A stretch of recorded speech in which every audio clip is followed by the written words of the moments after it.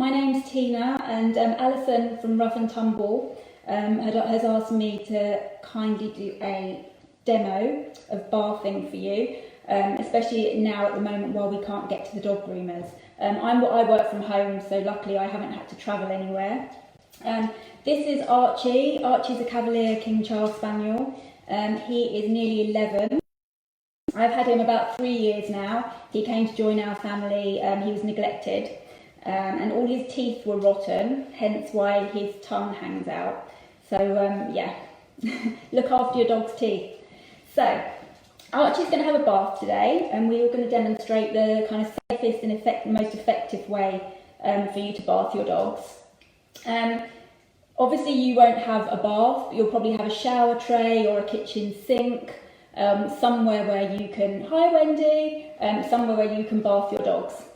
Okay, so to start off with, I've got my shampoo ready. I use obviously a concentrated shampoo. When you're getting your shampoo ready, you can just look at the instructions. Most shampoos that you buy in the pet shop, they will come ready to use, so you won't have to dilute them, but always read the instructions.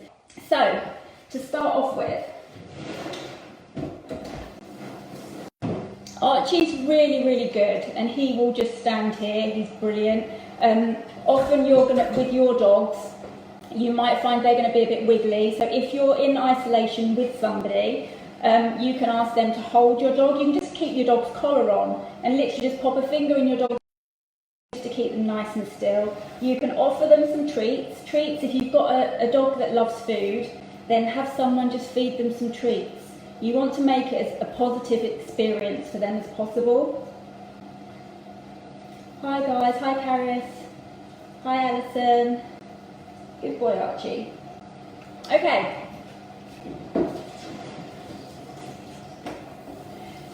So guys, you want your water to be a nice warm temperature, not too hot. You don't want to burn your dogs. Always check the water temperature on yourself first. It shouldn't be as hot as you would like it for the bath. Come in and pop it on your dog's back first. Don't just soak their heads, because that will give them a bit of a shock. This might be a bit noisy while I'm doing this. I can see you're all getting your offers in. So yeah, it's a tight offer into if you'd like 15% off any Ruff and Tumble product. So thoroughly get your dogs wet first. You can actually put shampoo directly on a dry coat, but it's often easier to get the shampoo spread through when the coat's wet. But again, follow the instructions on your shampoo. Make sure you use a shampoo specially designed for dogs. You shouldn't be using baby shampoos or human shampoos. They're not designed for your dog's pH level. So I thoroughly wet Archie through, good boy. I always leave the head till last, because then you get less wet when they shake.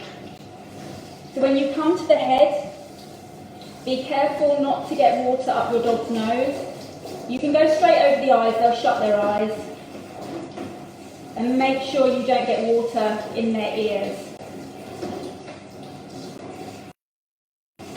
If you've got dogs with ears that stick up, make sure you hold them flat and just run water over the top. Good boy.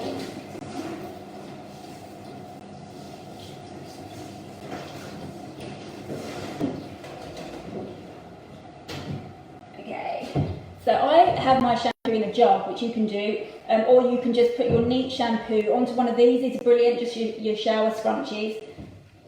They just make the shampoo go a little bit further. So really you just want to give your dog a nice massage through. Making sure you go all over him. Come up into the groin area, obviously that's a dirty area, and under the bottom. Good boy Archie. He's quite unimpressed. Make sure you come through in between all your toes.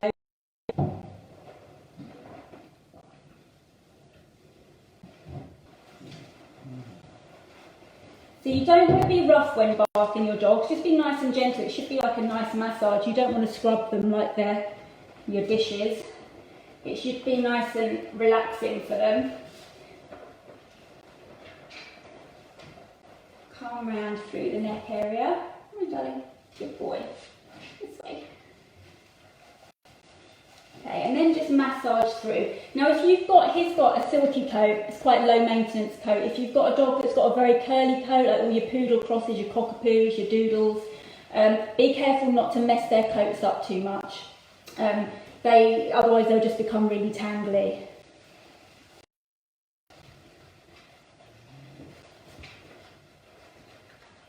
Okay, so then once your body's all bathed through, you can go on to do your head. Now you want to be careful, you don't want to get any shampoo in your dog's eyes or again up the nose. So again, this is diluted, so it's very runny. But if you're using shampoo straight from the bottle, it'll be a bit thicker, so you could literally just pop it on your hands. So best way to clean around the ears, Alison, just make sure you don't get any shampoo in the ears. And just very gently, obviously if you've got a dog with ear infections, they're going to be quite sensitive around their ears. So just make sure you're very, very gentle around there. And if you've got a dog that's short coated and isn't very hairy, you could get away with just using a wipe and just wipe their faces. Archie gets really grotty in his eyes here. So again, you can come in and clean that, but just be careful not to get shampoo in the eyes. But you don't want to be going in the ear with the shampoo. You can clean obviously all of this. If you just close the ear together and just gently work around there. If you've got a lot of hair on the ears, obviously really get some shampoo into that and you know really work. But again, don't tangle the hair up. Good boy.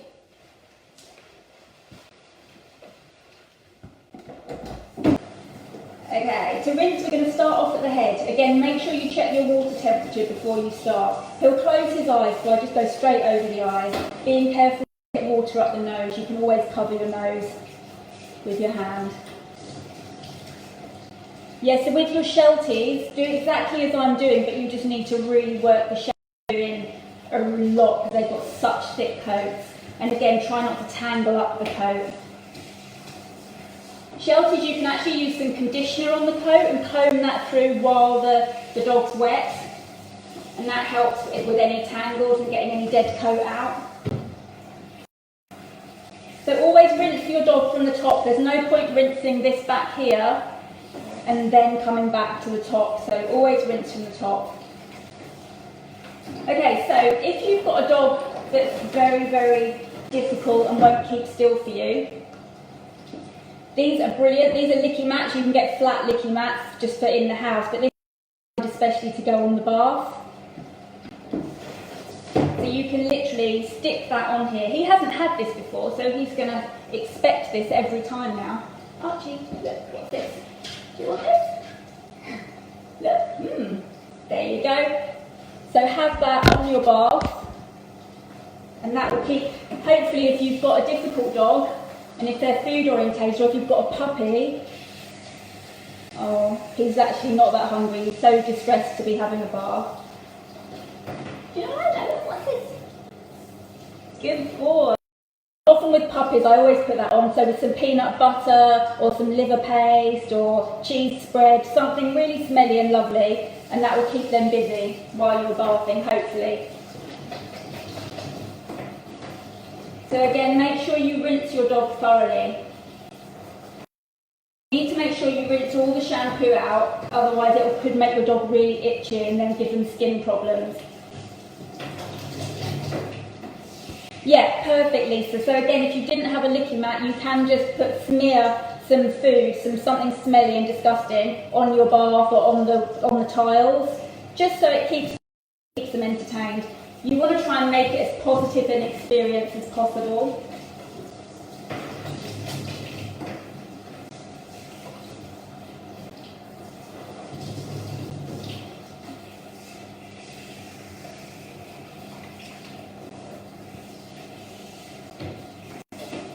Okay, so making sure you rinse everything. Get all the soap out of the bottom of your bath as well, otherwise they'll be standing in it, and you don't want to give them itchy feet.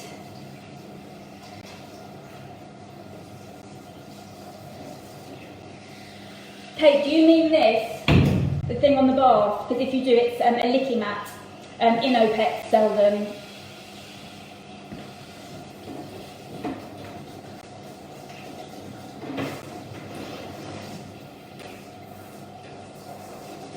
Okay, so if you did want a type of conditioner, then obviously now's your time to do that. You can give your dog 2 shampoos. If they're very, very dirty, then yeah, give them a couple of shampoos. He only really needs 1, he didn't really need another bath today. Sorry, Archie.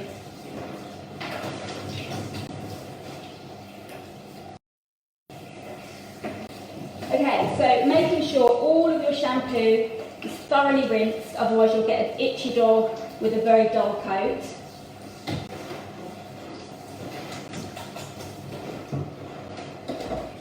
Okay, so I've obviously got the luxury of using dryers in here for my dog. Archie doesn't actually like the dryers very much. I don't think he'd ever seen a groomer before he came to live with us, but he's so good now. But he still doesn't particularly like the dryer. So I just squeeze as much water out as possible, and then I'll give him a towel dry. Boy. So again, with your towel drying, just very, very gently. You want to really squeeze the water out rather than rub. Again, if you've got a curly coated dog, rubbing their coat is going to make them really, really knotty. Okay, so I'd spend a bit of time drying with a towel. And obviously you can use hair dryers on your dogs, but it will take you absolutely forever, and you've got to be really, really careful that you don't have them on too hot. So this is where brilliant jackets come in. These drying coats are amazing. They're just quality, they feel lovely. So they slip over his head. They're double layered, so they keep the dogs nice and warm and cosy. And this belly strap comes round nice and tight. You've got some little leg straps here so the coat doesn't move. And this is just the cutest. You can come through and that will get his dry. There. Okay, so these coats are absolutely brilliant. They're going to dry your dog. They're actually really good as well. If you've got a dog that hates fireworks season, you can put these on. They kind of work similar way to the Thunder t-shirts you can get. They're like a hug, and they keep your dog nice and calm. It's not going to work for all of them, but it will help. Okay, so there's his little jacket, cute. And then for his legs, you can use these mittens, which are absolutely brilliant. I always have these hanging up by the back door, and they're great. You can literally just squeeze the water out.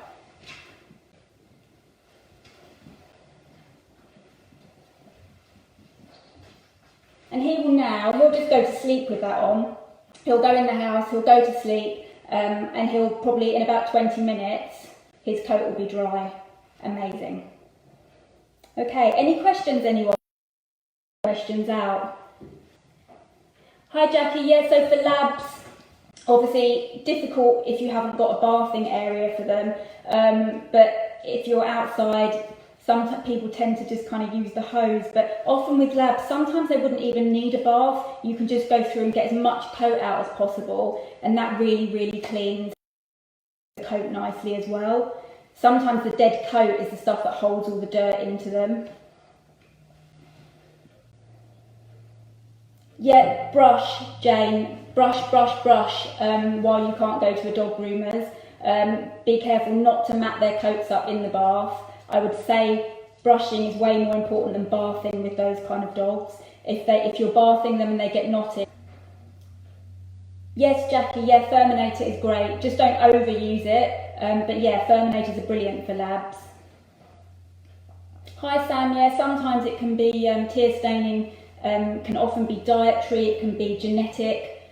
it's difficult really. Filtered water sometimes helps, but just regular he has them really badly as well.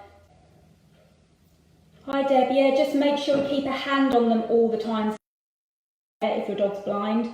They need to know where you are at all times, so keep a hand on them, and try some food. I don't know if you saw this, you can try licking mat or just smearing peanut butter or something that your dog loves on the tiles or on the wall, on the bath.